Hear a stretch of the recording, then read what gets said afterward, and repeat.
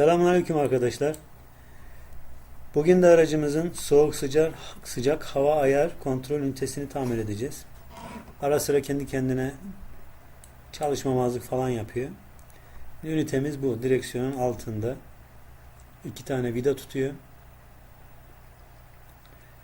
Bunu sökmeyle başlayalım. Gördüğünüz 2 tane vida tutuyor. Onları çıkardığınız zaman yerinden çekip çıkarıyoruz. Bir de soketi. Başka tutan bir şey yok.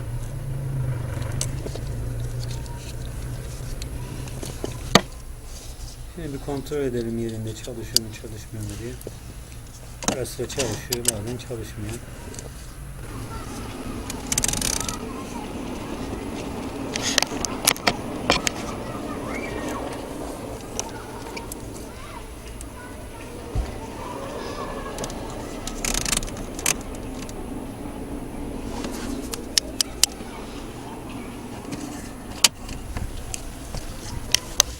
Şimdi sökelim. Kenarlarında küçük küçük tırnaklar var. Bunları ince bıçakla ya da ince uçlu bir tornavidayla uçlarını kaldırıyor. Kırmadan, tabii dikkatli olmak lazım. Plastik parça çabuk kırılıyor.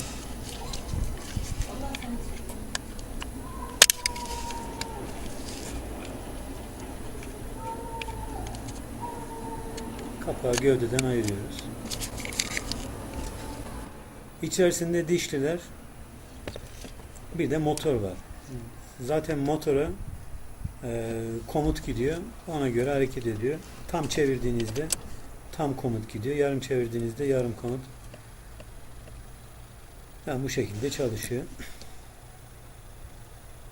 Yani bunun dişlileri sağlamsa ya motorda da çok arıza olma ihtimali zayıf. Sadece yerinde sıkışıyor, tozlanıyor. Çok sık kullanılmadığı için. Zaten sadece mevsim geçişlerinde kullanıyoruz. Burada dişliler biraz sıkışmış, bastırmış. Bazen çalışmakta zorlanıyor. Basit bir devre arkadaşlar. Bu şekilde gördüğünüz gibi çalışıyor aslında. Onu şimdi güzelce bir yağlayalım. Daha rahat çalışmasını sağlarız. Buraya kadar komut geliyor, elektrik geliyor. Motor da sağlam. Demek ki başka bir sıkıntı yok yani.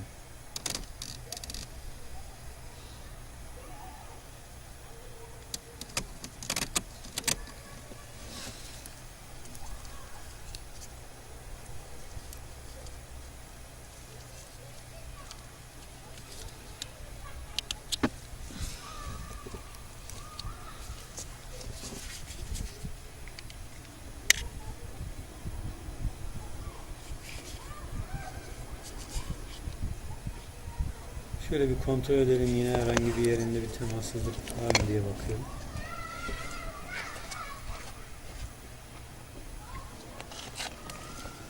Şimdi VD40'la yağlıyorum dişlileri.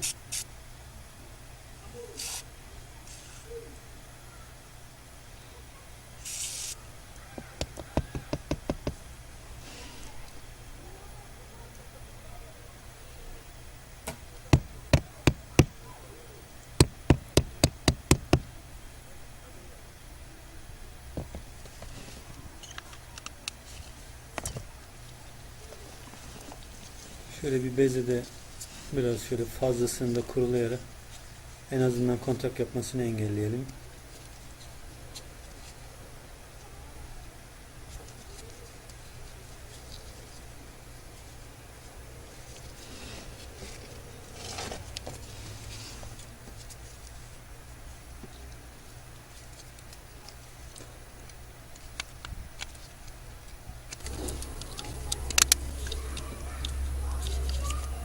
Şimdi kontrol edelim yerine takmadan önce son bir kez. Gördüğünüz gibi çevirdiğimde bir tur atıyor. Soğuk tarafından. Zaten bu çalıştığı zaman klima error hatası vermeyecek artık. Şimdi yerine taktım ve burada çalışma sesini duyabilirsiniz.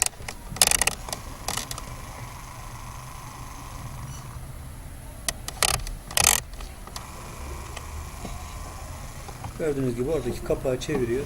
Soğuk sıcak ayarı bu şekilde.